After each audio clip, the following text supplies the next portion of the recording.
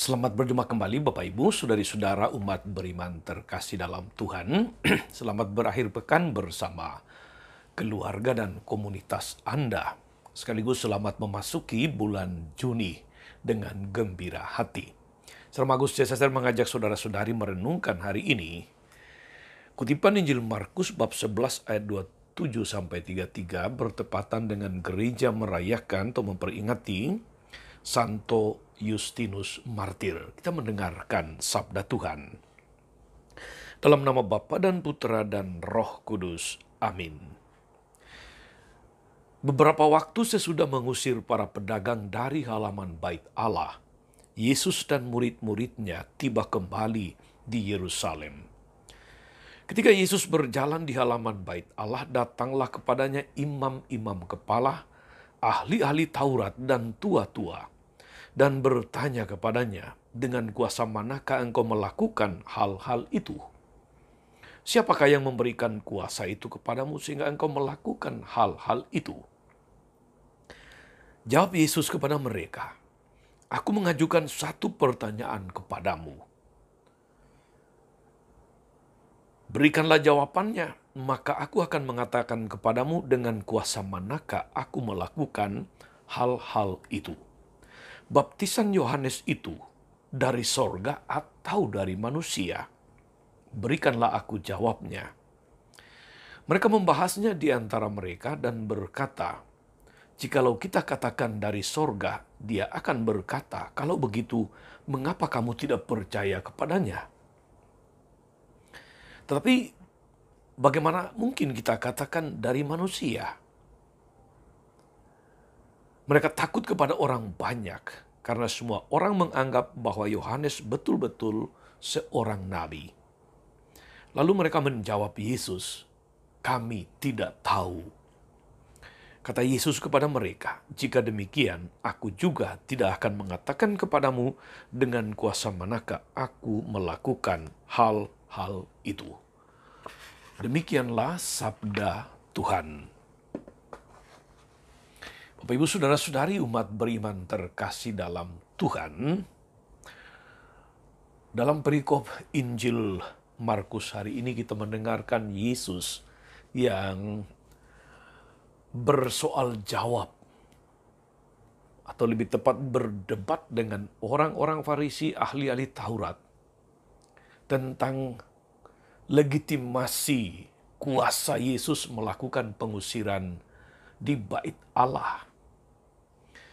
Perdebatan Yesus melawan imam-imam kepala, ahli-ahli Taurat, orang-orang Farisi, kaum tua-tua itu terjadi sesudah Yesus mengusir para pedagang dari Bait Allah.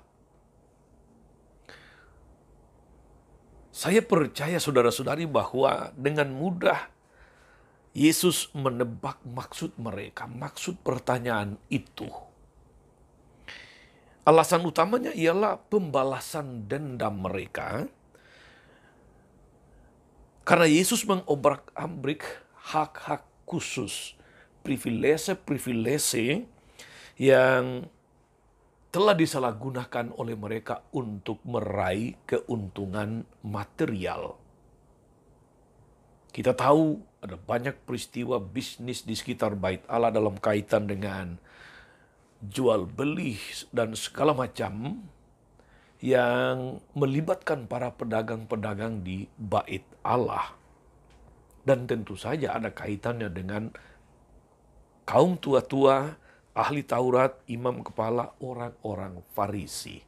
Mereka mempunyai relasi mutualisme, saling menguntungkan satu sama lain. Dan itu yang persis dihadapi oleh Yesus dan membongkar praktik-praktik yang justru merusak martabat Bait Allah sebagai tempat ibadah orang-orang Yahudi. Dengan mempertanyakan legitimasi tindakan Yesus, dengan kuasa manakah dia melakukan hal-hal itu, sebetulnya mereka secara tidak langsung menyatakan bahwa mereka berkuasa atas tempat itu. Kamilah yang berkuasa. Apa urusanmu kemudian mengusir para pedagang di bait Allah? Siapa yang memberimu otoritas untuk melakukan hal itu? Kira-kira itu yang ada dalam alam pikir kaum tua-tua, orang Farisi, ahli Taurat, imam kepala tadi, saudari-saudara.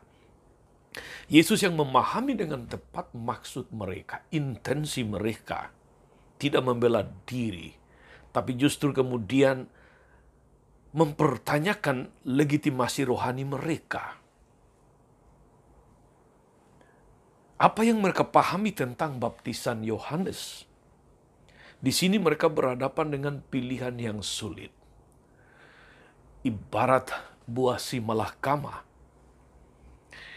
Maka mereka pun kemudian menggunakan atau memakai jurus cari aman dengan mengatakan, kami tidak tahu.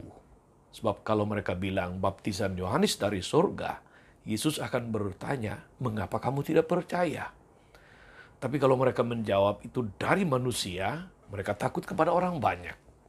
Dua pilihan yang pasti akan menyudutkan, merugikan mereka. Karena itu, sekali lagi mereka pakai jurus cari aman dengan mengatakan, kami tidak tahu.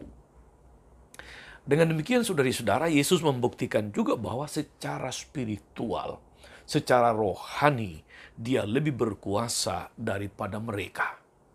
Saudari-saudara, umat beriman terkasih dalam Tuhan, ada dua kekuatan yang berhadapan-hadapan atau berbenturan. Pada satu sisi ada kekuasaan duniawi yang dibungkus dengan peranan rohania duniawi. Pada para imam kepala ahli Taurat, orang Farisi, kaum tua-tua.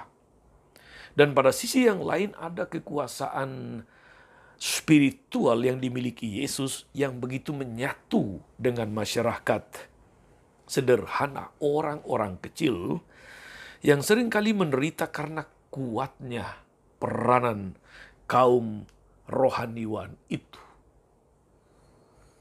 Yesus jelas berpihak pada kaum sederhana. Alasan dibalik pengusiran para pedagang di bait Allah tidak hanya untuk membersihkan bait Allah dari praktek-praktek yang justru tidak sejalan dengan kehendak Tuhan, tapi justru untuk juga membela orang-orang kecil yang seringkali dimanipulasi oleh dua kekuatan yang saling menguntungkan tadi. Pedagang dan kaum tua-tua ahli Taurat, orang-orang Farisi. Yesus membela mereka yang sering diperlakukan tidak adil, yang sering diperas secara halus oleh praktek di sekitar bait Allah. Hak-hak mereka mendapatkan pelayanan spiritual yang sudah dirusak oleh konspirasi bisnis di pelataran bait Allah. Sekarang konspirasi itu melebar untuk meruntuhkan legitimasi karya Yesus. Namun niat yang licik ini tidak diberkati Tuhan. Yesus tetap tegak di jalan kebenaran. Saudari-saudara, umat beriman terkasih dalam Tuhan, kita pun seringkali dalam hidup ini berhadapan dengan pilihan-pilihan yang sulit semacam ini. Secara praktis kita seringkali harus kompromi dengan sistem sosial yang korup, tetapi harus dilayani kalau tetap ingin hidup tenang dan diakui oleh lingkungan. Sementara pada sisi yang lain ada kekuatan moral gereja yang terus menyerukan suara kenabian, suara profetis untuk mengingatkan dunia agar melepaskan diri dari jalan yang salah, dari praktek-praktek yang tidak sesuai dengan kehendak Tuhan. Maka saudari-saudara, mari kita bertindak bijaksana di tengah arus yang membingungkan dan memohon kekuatan dari Tuhan agar tetap tabah menegakkan nilai-nilai iman dan moral di tengah pusaran dunia yang seringkali memang memaksa kita untuk terlibat atau tersesat di jalan-jalan yang tidak dikehendaki Tuhan. Mari saudara-saudari, kita ambil bagian dalam gerakan Yesus untuk memperbaiki dengan praktek-praktek yang benar, yang jujur, yang lurus, supaya kita memiliki legitimasi untuk membongkar segala macam kebobrokan, segala macam praktek yang tidak bagus. Ketika kita memiliki legitimasi rohani yang baik juga, mari kita mensyukuri inspirasi firman Tuhan ini tentang legitimasi Yesus yang datang dari Tuhan, yang dihidupi dengan lurus dan jujur oleh Yesus, dengan tidak pernah berkompromi dengan jalan-jalan kegelapan. Tuhan Yesus memberkati kita semua. Amin. Tuhan Yesus Kristus, kami bersyukur atas penyertaan-Mu sepanjang 1 bulan yang telah kami lewati, dan kini kami boleh memasuki bulan Juni dengan gembira, dengan semangat penuh syukur. Berkatilah kami agar sepanjang bulan ini dan seterusnya boleh menghadirkan karya-karya yang baik, boleh ikut dalam gerakan-Mu, gerakan untuk membongkar kebobrokan-kebobrokan, membongkar segala praktek-praktek yang tidak jujur, yang berlawanan dengan nilai-nilai kitab suci, nilai-nilai moral yang Kau ajarkan kepada kami. Semoga kami boleh senantiasa menjadi nabi-nabi masa kini yang menyerukan kebenaran dan keadilan. Terpujilah nama-Mu sepanjang segala masa. Amin. Saudari-saudara sekalian, berkat Allah turun atas saudara-saudari, atas mereka yang kita doakan atau kita janjikan doa, mereka yang sakit dan menderita.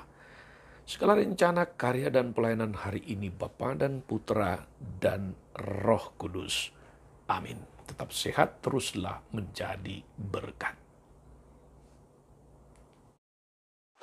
Jangan lupa like, subscribe, nyalakan lonceng notifikasinya. Salam 52, Tuhan memberkati.